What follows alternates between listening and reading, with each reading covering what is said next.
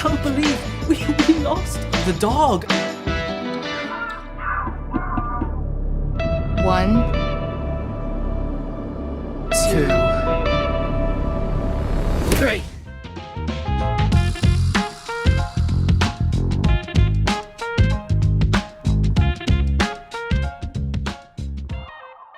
Let me first tell you what it's really about. It's about two young friends. They're squatting in Amsterdam. They're struggling with success, their queerness, and substance addictions. Until one day, Marvin shows up, which is a magic dream manifesting fridge that's going to give them everything they want. Until they discover that their shiny materialistic world that they've always wanted isn't what it turned out to be. And how this came about is someone once told me that they didn't think I seemed gay, and I used to be proud of that. Dave and Sam, played by Cameron and Rose, are my struggles when I grew up. Dave was a part of me who struggled with being queer, and there's still a lot of boys out there that are afraid to kiss other boys, and sadly they lived a life that other people expect them to live. And Sam is the part of me that struggled with addictions. It led me to feel a failure and not knowing what I wanted to do with my life. And my hope for this series is to inspire young people, to give them the courage to be who they are, and no matter what life throws at them, even a well-intentioned dream manifesting fridge, that it's all going to be okay in the end. That makes sense. It originally actually was just a box, and the original name of the show was called The Box, because Anton originally had the idea of a little boy who dreamt and all these things would come out of the box. But the idea of the fridge is that it is just, as you said, it's like the ultimate domestic object in the home. And so for us, we wanted to show kind of the struggles of youth and everything that's happening with social media, this idea that, there's so much pressure for kids that, at 25 they have to have their private jet and fly to the Bahamas and, to their villa. And so the fridge represents sort of this banal object that can literally, in this show, give them everything they dream of. And then when they finally discover that actually having all these material possessions and all the status that, society says they should have, especially social media, that they're unfulfilled. And in the end, it's their relationship that makes them happy.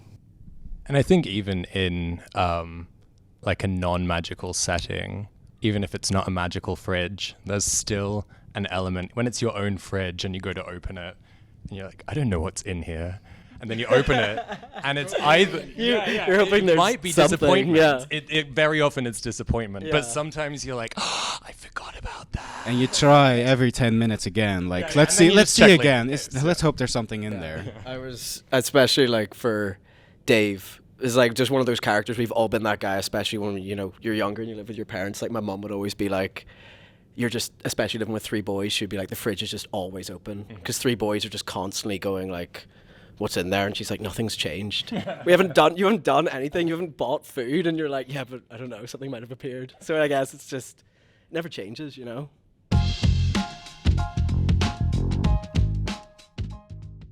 Well, filming in Amsterdam for me was just filming in Amsterdam because I work there. I think it adds a lot of charm, and it did make me appreciate the city in a whole new light again because of the way you guys were talking about it. Like, oh, we need to get this because that looks beautiful, and when the light comes through the grachtenpanden, the big buildings on the streets of Amsterdam, it looks so gorgeous. And I was like, you know what? It actually does. You might be right. This is actually a pretty gorgeous city. It's hilarious that the Dutch don't appreciate the absolutely magical quality of Amsterdam. I'm an American. I'm originally from Los Angeles, and I've been living in Europe, and specifically in Amsterdam for over 20 years. It's still as magical as the day I arrived. It's a fairy tale village. And I mean, for us, it's like this metropolitan village. It's just like super progressive, super advanced, all these young people, all this amazing creativity, and it's like this like little gingerbread town, it's really fantastic. And so I think that adds to the magical quality. And plus these two play such an incredible, their roles are so urban and so young and so hip, and then they walk through this little gingerbread town. And so that contrast really, I think adds a lot of value to the show and brings it into a kind of even a more magical place. And there is something about the city of Amsterdam that is internationally, I think, shrouded in mystery and intrigue. You know, yes, it's beautiful, and yes, it's maybe quite clean and progressive, and everyone's tall and hot and rich. But but you know, then you've got like the red light district, and you've got you know, the weed culture, and you've got the underground rave culture. But like, there's a lot there, and a lot to be unpacked. I think as like a character, as a setting, it adds a lot.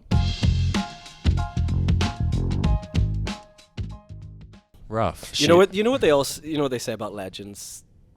Don't meet them. Don't ever meet your heroes. They also say don't act your with, heroes. don't act with children or animals.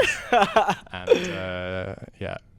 There was times like I grew up with my friends' dogs that were, especially because I do so many scenes with Tina. Like I grew up with my friends' dogs that are all quite, you know, big dogs, and they're, you know, rough and tumble and stuff. And then all of a sudden I'm put in a situation where I've got this tiny little, like, was she a Chihuahua? She a poodle? She was a poodle. She was a poodle? Yeah, she was a poodle. Yeah, well. I noticed you didn't know quite how to hold her. I did not know how to hold this dog, and like we're doing a scene where I'm running back and forth from, you know, part of the set to the other part, and I'm holding Tina this entire time, and the whole time I was just like, I'm a small person, and I've never felt like I could so easily hurt this dog. I was nervous. Like I was. I actually have a small ridiculous dog. I used her as a ringer for my audition. I think she was the one that got my audition for me. But so I was like, it's true. I was true. like, oh wait, you mean I get to act like a ridiculous evil clown with a tiny dog? Can do. It's like my one thing. But we should say like that Tina was brilliant. She did a great job. She did a great job. Yeah, fantastic.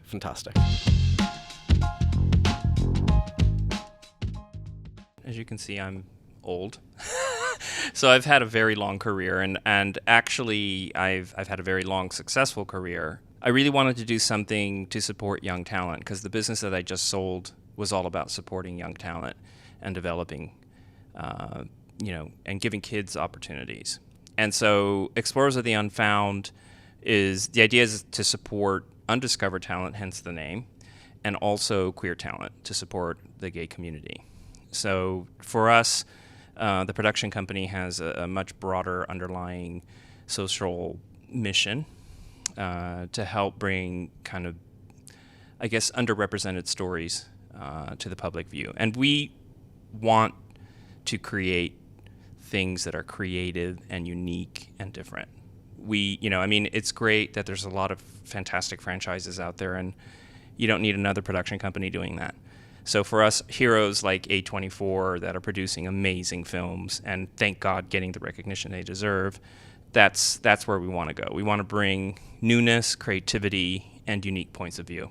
For me personally, whenever we were contacted by Anton and George, and all of us first flew out to Amsterdam. You didn't fly, you just took the train. When we all went to Amsterdam for the first time to rehearse, and especially with the concept and, you know, with George and Anton leading it, it felt like, you know, those films, and a lot of people say of the late 90s, early 90s, you know, that sense of proper real indie filmmaking is dying. But I think especially in Europe, in Amsterdam, there's such an opportunity for this like indie television, indie film to really flourish. And I think that's super exciting. And it was really evident as soon as we got out there that George and Anton both had this wonderful vision, and that's where this show was going, and that's where this show is going. And I think it's just a really exciting thing to be a part of, because you don't see that very often now, and it needs to survive, it needs to live, and yeah. And as a side note, we found these guys on Instagram. Yeah. So we literally put out a casting call on Instagram and had people send audition tapes in. We did exchange a few messages like, is this a real thing? It seems a bit dodgy. Are we getting scammed? Yeah. Yeah, no. Anyway, it's self-funded. I decided to do that because it gave us then complete freedom, and we didn't have to answer to anybody.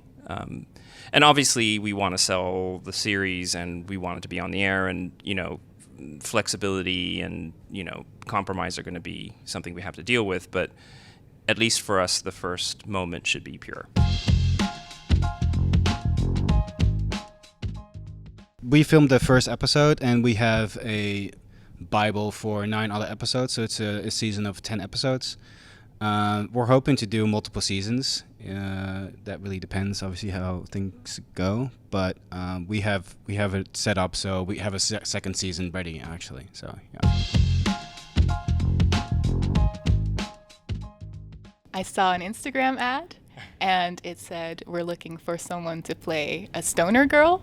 And I was like, whoa, I don't even have to play anything. I can just show up. And I asked Anton, I saw the ad, I asked, or there was already a comment that was like, do you need experience? And you said no. And I was like, well, there we go. And I just DM'd Anton, I am Sam, Sam is me. And I did some auditions where I was literally just talking to a wall, because first I was talking to my dad, and Anton was like, your dad sounds like Batman, and it's very distracting. Can you please just do something else? I was like, yeah, it was COVID, so I'll just talk to a wall.